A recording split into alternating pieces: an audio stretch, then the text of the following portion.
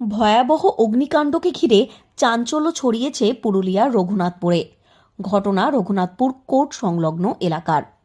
শুক্রবার সন্ধ্যায় রঘুনাথপুর কোর্টের কাছে বেশ কয়েকটি দোকানে দাউ দাউ করে আগুন জ্বলতে শুরু করে। মুহূর্তে আগুন ছড়িয়ে পড়ে আশেপাশের দোকানগুলিতে। খবর দেওয়া হয় রঘুনাথপুর থানায় ও দমকলে।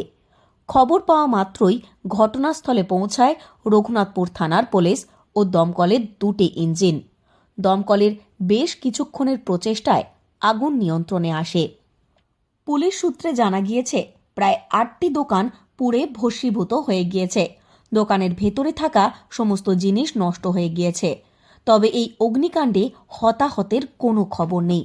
পুলিশের প্রাথমিক অনুমান, ওই এলাকায় থাকা একটি চায়ের দোকানের ছোট্ট সিলিন্ডার থেকেই এই অগ্নিকাণ্ডের ঘটনা ঘটতে পারে। তবে সমস্ত কিছুই খতিয়ে দেখা হচ্ছে পুলিশের পক্ষ থেকে। এ বিষয়ে স্থানীয় এলাকার বাসিন্দা বাদল চন্দ্র গড়াই বলেন, তিনি হঠাৎ করেই দেখতে পান দাউ দাউ করে আগুন জ্বলছে। তখনই তিনি খবর দেন দমকলে। কি করে এই আগুন লেগেছে তা বুঝতে পারছেন না তিনি, কিন্তু আগুনে বহু ক্ষয়ক্ষতি হয়েছে দোকানগুলির।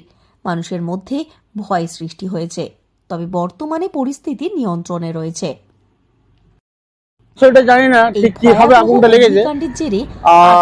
আমি অনেকটা দূরে দাঁড়িয়েছিলাম, ওই সেবা ভান্ডার ওইখানে দাঁড়িয়েছিলাম। হঠাৎ দেখছি একটা আগুনের ছাওয়া উপরে জ্বলছে, দাদা দাদা করে।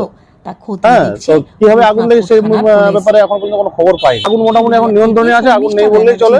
ফল দোকান অনেক ক্ষয়ক্ষতি হয়েছে, প্লাস এখানে চা দোকান ছিল সেটাও দেখছি কিছু ক্ষতি হয়েছে। আপনার একদম কোর্টের মুখেই। হ্যাঁ, দমকলের বিভাগে দুটো গাড়ি এসেছিল। আমি ফোন করেছিলাম দমকল বিভাগকে। মানুষের ক্ষতি সেরকম কিছু হয়নি।